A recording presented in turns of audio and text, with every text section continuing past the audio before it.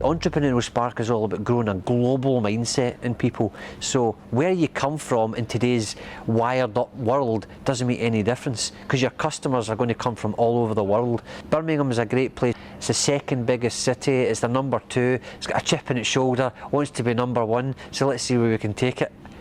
Basically, I'm looking for advice with my business. I'm looking for mentor guidance because I've been running it from home, and I'm looking to try and get it into a department store, but I don't know how. I'm really looking forward to having what somebody has described as a network of like-minded crazies, which I think you need when you're starting up a business. Want to meet some kindred spirits whom we can work with and network with over the next 6 months or so. And also maybe talk about some functional support around PR, around financial support and some of the nitty-gritty of actually running the business. I'm a type of person where if there's a challenge, I hit it face on. I don't run away from anything, but at the same time I'm also willing to learn, and I think I'm humble enough to kind of see where I need to go. Welcome to Entrepreneurial Spark. Welcome to your new work premises, and welcome to Bootcamp.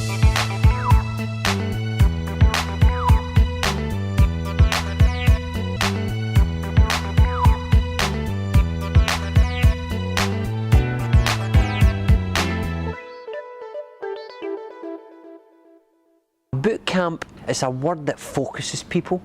So you could call it, you're coming to the plant pot, but ultimately they know they're coming to something, they're going to do something, they're going to go through a process.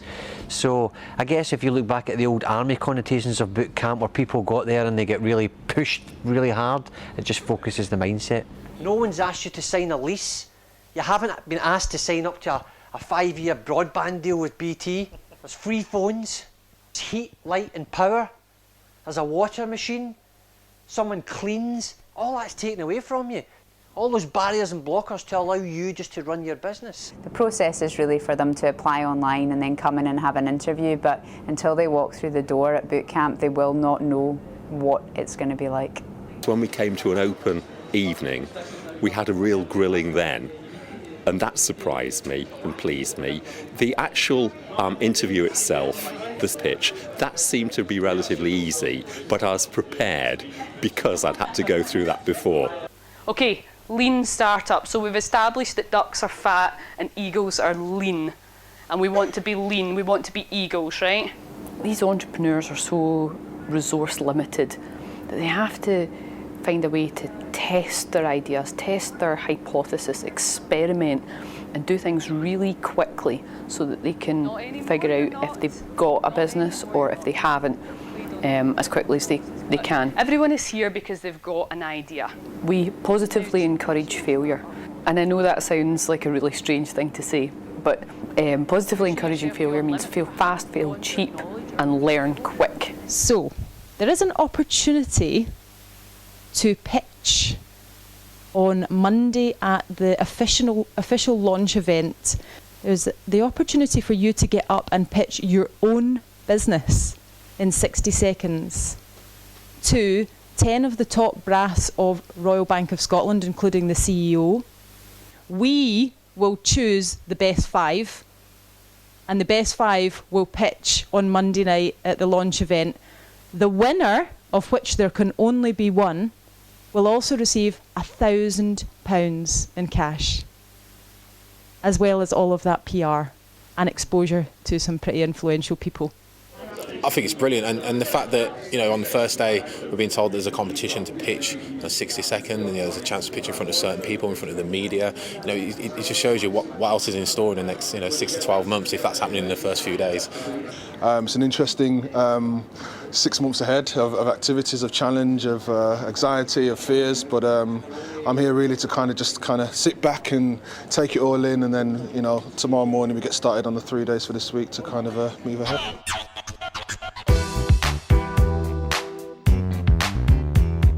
Before we start, can I just do something? I did it at the Oscars a while back and it went viral.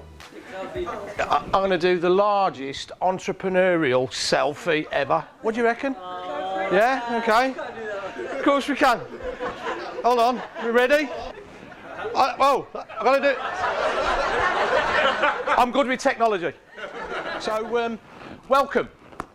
welcome to what was our home, i.e. NatWest's. Welcome now to your home. I'm sure you love what you see out there and the facilities that you've got, but this is the first time that we've actually opened up the door to 80 entrepreneurs. Before we crack on with the design thinking topic, I set you a little challenge last night, didn't I? All right. How did you find that? The problem I thought about commuting is I hate commuting in the first place. Why do I need to go into an office in the first place? But actually what I do like is a bit of social interaction, so I don't want to work at home on my own. So what I thought was extend Airbnb to be Air Social Work. So what you could do is find a space to work near where you live with like-minded individuals where you have the high-speed broadband or the 4G connectivity you need. So that's really my idea, is get rid of the commute altogether but still have a social interaction with people. Initially I thought I need to create some kind of force field around myself that would keep people away, but I'm not technically that qualified to be able to do that, so I've come up with a little device I think might work. Personal space protection device. And surprise, surprise, wearing this on the train this morning, I actually managed to secure a seat all by myself. Okay, so in commuting I feel sleepy, tired, there's too many people, there's always queues. So my solution was to stop working. Don't come to work anymore, just work from home. And that means I can either wear my pyjamas, I can wake up, go downstairs, start work straight away. It was very easy actually. So the first thing that you're going to do today is you're going to start by empathising. Stepping into the customer's shoes and seeing the situation through their eyes and looking at what is. So what is the first step of the design thinking process. And that is just about observing. It's very easy when you're an entrepreneur, you're in love with your idea, you're bury your head in creating something, and sometimes you forget to look up and you forget to go and ask people whether or not they really are interested in what you've got to offer them without leading them. And then you've got the Victoria Square area. Being out in the street asking people is brilliant, it's really interactive. Some of them hate it, having to actually speak to people. Well, we had to observe different people and their patterns and where they go to get food on a busy lunchtime. The way that they selected their food or the way that they were rushing to get certain things was just amazing. People want it really quick, they want the service to be really quick, they want to get back to what they're doing. So it's not actually a lunch hour, it's just popping out to get lunch and then carrying on. We are about to spend 10 minutes working out our customer persona. And then we're going to agreeing exactly how we're going to draw our customer journey. Making sure we know who the actual customer is, what they actually drive, if they have an expendable income, certain things like that, so we can get a picture of the customer clear in the mind. Hopefully what will start to germinate is maybe they've jumped the gun a little bit too quickly. Well, maybe there is a bit more observation we need to do, a bit more asking people, and that's starting to sink in now. You'll find them in a lot of coffee shops when they can. They work around the Colmore Row area, live in Brindley Place, maybe Jewellery Quarter, drives a Mini Cooper, reads GQ, FT, Economist, that kind of thing. We've got Mummy, Jenny, there you go, and little George. They live out in the suburbs, not so much in the city like business people might be. She's possibly a full-time mum, which is your 7-day-a-week job, which really doesn't stop. And he ends up getting the soup can and the risotto and the mushroom separately. So he goes back, he's not really very satisfied with his options, but it's going to have to do. And he's still craving that mushroom risotto soup. Once you've got all that information, once you've been out and spoken to people and done the research and stuff, what do you do with all of that? How do you turn that into something really good? You have to be so passionate about your business. When you're so in love with that business idea, you cannot see some of the ugliness about it. You can't see that some other people perceive it in a different way. And that's what we call the ugly baby. And we don't want any of you to have ugly babies. These lovely looking people here, these are my parents. Why should you never ask your parents for feedback on your idea? Because they love you. They'll tell you it's great. So the first thing I want you to do when you go out there and you back into your teams is I want you to draw this pyramid. At the top of the pyramid are where you're going to put the post-it notes that have the stratospheric ideas. So they're the truly out there wacky ideas. Stick those post-its in the top third of the triangle. And in the middle, stick the post-its with the blue sky ideas. So not quite so crazy, but still quite up there. And then at the bottom are the grounded ideas. So ideas which are really very doable and probably a wee bit more closer to incremental. It's our job to get the entrepreneurs thinking about the moves that they're taking. We're not here to tell them what to do. We don't have all the expertise in every possible field. We're here to talk them through their decision making, basically, about making sure they have a sounding board for ideas and just to generally support them. It's quite nice to have somebody outside of your business and outside of your family and friends that you can take these types of problems to. I've enjoyed it so far with the team that I am with. People are lovely and enablers. I mean, from the lectures already, they have made me think about how scalable and profitable my business is going to be. So yeah, I've taken many points home already. I think everyone's drawing on their own personal abilities and skills, and you know, there's a lot of people that are strong at certain things than they are at others, and we're using that and bringing everyone's strengths and bringing them together as a team and moulding them in order so that we can move forward and obviously help each other out and progress. So it's working really well at the moment. Everyone's sort of knitting together. So.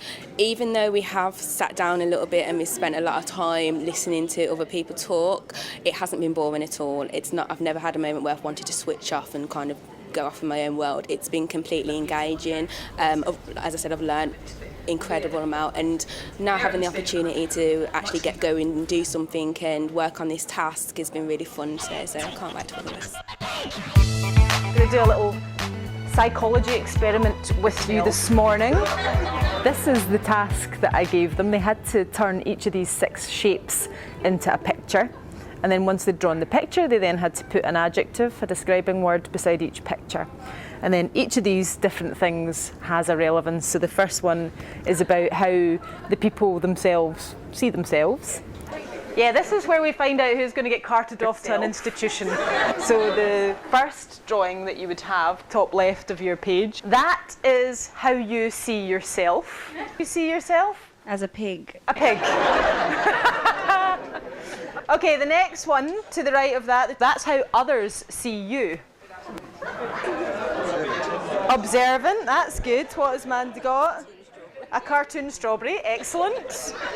Andy, what have you got? Angry. Angry Andy. I think some people genuinely were quite taken aback at what they had written down, and then other people had some ridiculous things, so we had a good laugh. How cool would it be to build a brand that became a verb? How cool would that be? Google it. Skype. I'm going to Skype you. I'm going to hoover my carpet. That's the ultimate. You build a brand that turns into a verb. How awesome is that? Your customer desires something, you have it, and your competition doesn't. This bit here, that's where you win the game. It's when you make sales, that's when you motivate purchases from you. If you don't have that, you're going to struggle. But let's have a go at building a value proposition statement. I think it might look something like this. For your target customer group who have a problem, your product or service, which solves their problem by doing something like this, is better than the existing competition because. This is just a statement. It's not necessarily the why, but have a shot at writing one for yourself. For festival goers, lovers and campers who dislike the problem of carrying around luggages and being to and fro within the festival, our new service is called Carry You, which solves this problem and is better than anyone else because no one else is doing it. Let us carry you. Okay, interesting. No one else, remember, no one else is doing it yet. For potential purchasers of renovation projects who have the time-consuming job of searching through Rightmove or going to high street agents, Our website, renovateme.co.uk, solves this problem by listing all properties on one site and is better than the competition because it allows both agents and individuals to upload to the site and allows users to search via project type in one place. The value proposition session isn't an easy session, and actually understanding your value proposition and getting it right at the beginning is a really difficult thing to do, but it's foundation for everything that you do in the centre of the business model, so it's really important. So this is a tough but really good session to get to grips with. We've done the stratospheric ideas, the blue sky, the grounded, all of those, so I've seen lots of triangles with lots of post-it notes on it, so that's good stuff. From those themes, focus on one theme. So once you've chosen your theme, it's then about starting to try and extrapolate ideas on that theme. So we're trying to get more and more focused and more closer to your end solution. Well, one of our biggest problems at the moment is monetizing the magazine, and for myself, it's about making a strategy that'll help us to monetize the magazine successfully, and also connections as well. So meeting other like-minded people, working with them, and seeing where we can go with that. I guess we've got really big ambitions for this business. We haven't launched yet. We're quite small at the moment. We're kind of in the testing, the prototype phase, and none of us come from a business background. We come from like clinical, medical background, and we have a finance accountant person on board, and we're working with sort of techie IT people. But what we don't have is in-house kind of business experience, and we haven't been through that process of setting up our own business before. So we thought it'd be really valuable to have the kind of mentorship and support of the expertise within Entrepreneurial Spark. Also, the opportunity to have amazing offices in the centre of Birmingham. You know, we were looking for office space, and we heard about this, and you know, you couldn't. There's no way a startup like us could possibly have offices like this. So it's an amazing opportunity. Very good. It was a great buzz actually. I think a lot of people came in not knowing what to expect. Typical accelerators will try and tell you you've got to market, you've got to do this, but this is focusing on the person and get people to think outside of themselves and almost remodel themselves. So it's gone very well actually. Really enjoyed it. We saw some details about Entrepreneurial Spark and thought that would make us do better, grow better, and to fill the gaps in our knowledge and our skills that we either know we've got or we don't yet know we've got. So, are you all ready to pitch? Yes. This is a safe space. Nobody's here to criticise. This is all a learning experience. The nerves you feel now will start to slowly get a bit less and less the more you do these things. So it's just about gaining experience. So I'm sure you've all got experience of wrapping. You've got your tape, your scissors, your paper, sometimes awkward shapes and sizes, and you're faffing about and it can end up looking a bit creased and sometimes torn and a bit pants. Some people love the origami techniques and they can spend ages and make it look beautiful, but a lot of us, we just want to get it wrapped. We want it to look special. It's a gift.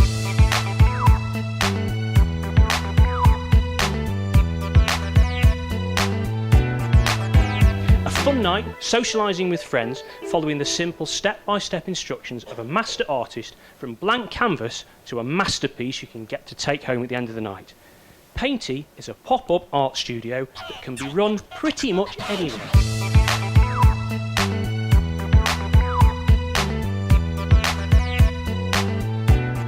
MedStars was founded by 3 doctors. As clinicians, we share this frustration at the lack of transparency in private healthcare, but also have a deep understanding of this system which we want to radically change. MedStars is free for patients to use. Our aim is to provide the #1 site for private healthcare bookings in the UK.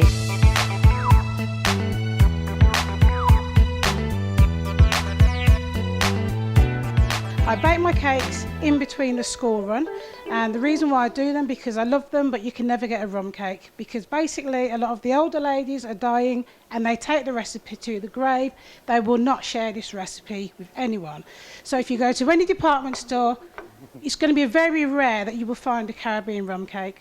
We always talk about having the wild cards or the dark horses at Entrepreneurial Spark who come in and you think, not sure about that, and then all of a sudden it just skyrockets, so it's difficult to tell at this stage. Okay, so we're going to be doing your lean test this morning, so you're going to be going out and about again, hopefully speaking to some customers, talking about your solution, trying to do a bit of validation. Would they actually part with cash? Would it actually help them solve the problem?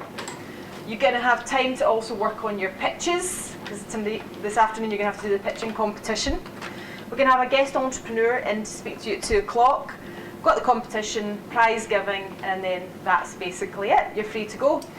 I liked the idea of a big group environment at Entrepreneurial Spark. There's going to be 80 businesses here, so it's really that collaborative experience that I was looking for. You've got so many different people to learn from, to ask advice from, and you can help them out as well. So it's really that just whole mindset of an entrepreneur that you're looking for in other people, and you hope to reflect in your own life and your own business as well. We're doing a lot of brainstorming, we're talking about different ideas, and obviously we're working on our own little tasks at the moment, so it's not about our actual own businesses, but it's going really well. Analyzing the need of my customer. I thought I knew, but coming here has awakened me to actually thinking more into ways I can make the service much more efficient than I thought, much more effective than I thought, and also much more convenient to my customer. That's what is important to them.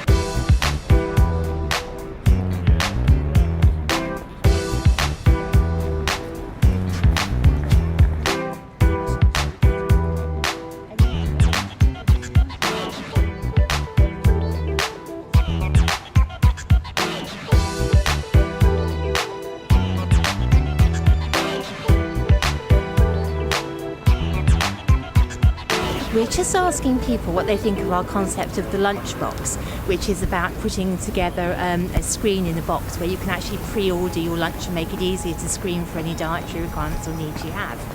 And so far, we've got a largely positive response.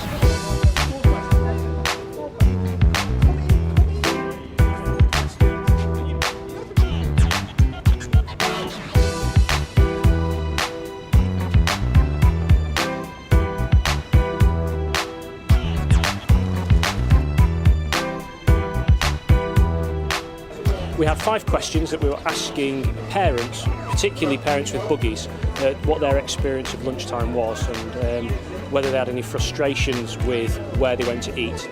And then we gave them details of our solution, which is a particular type of cafe which is linked to having space for buggies, pushchairs. The majority of people we spoke to were really enthusiastic. Yeah, we had a box with yes and no answers, so we gave them our proposal. We got 17 yeses and 1 no. My vision is that we'll have a collaborative working environment within Birmingham, sharing ideas and experiences with one another, working together, ideating together, forming a real unison of family, an entrepreneurial family. I'm going to give you a bit of background on East End Foods, my family business, and what we do, this kind of stuff we produce, and give you the historical story going back to the 60s when we first started, when my family came here from India. I enjoy the fact that people are getting into business and entrepreneurship. I know how it feels. It's a tough life. You do feel quite lonely at times. So yeah, I like to mix with those kind of people. You've got to have a certain drive and a certain passion for what you believe in. Building a business is not an easy thing. You do fail from time to time, and you've got to get up and carry on, you know. All the processing you see is done in that site in West Brom. That's about 250,000 square feet, so 30 odd football pitches worth of space. In our own business, you know, we look for what I would term as entrepreneurs that can have that business ethos, can have that spark to develop some project within East End Foods. So with the growing middle class in India, the Indian spices that they get there are not of the quality that we're producing here. And the British brand really makes a difference. With a lot more media interest in entrepreneurialism, things like Dragon's Den and the Apprentice programme, you know, there is certainly a move towards that. But yet again, you know, it will be few and far between people that will want to go into business, take that risk, and keep, you know, driven to succeed. In towns and cities right the way across the UK, at lunchtimes, office workers step out to buy their lunch.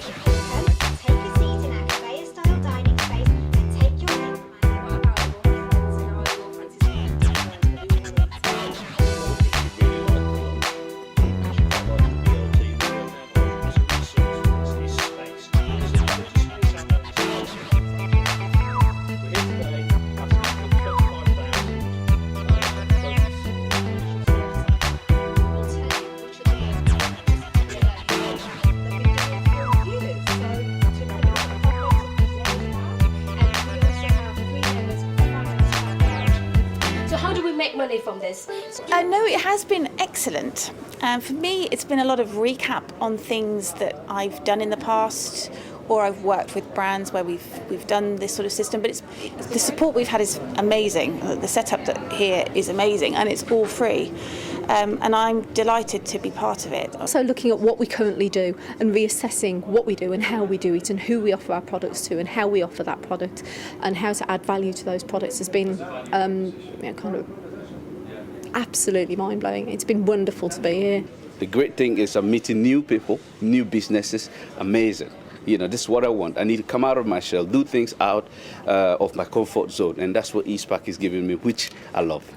I think what I've learnt this week is that you shouldn't be afraid to go back to the beginning and look back at what you've done from the start of creating your business. So look back and say, you know, could I have done that slightly differently? And if so, what can you then improve upon going forward from that? So I think it's really important just to stop and reflect on what you have done. And it's really made me think this week, what have I done so far and where can I go in the future with the business? I think we just first walked in on the first day and saw the offices. It was just such a buzz. It's been so exciting just to be surrounded by all of this and then to meet all the other people as well. You kind of beaver away on your project and you think you're on your business and you think you're the only person with that kind of zeal and drive who's going to make your business succeed, and then you meet 80 other people exactly like you. So it kind of helps you put things in perspective, but also spurs you on to think, you know what, if we're all going to make it, we're all going to have to work really, really, really hard, because I'm not the only one out there that thinks I've got the best business plan in the world.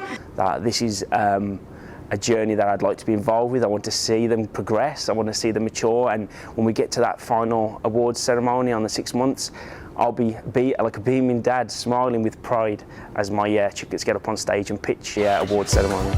And first place with the most scalable, repeatable business is Team 8 Top Marks.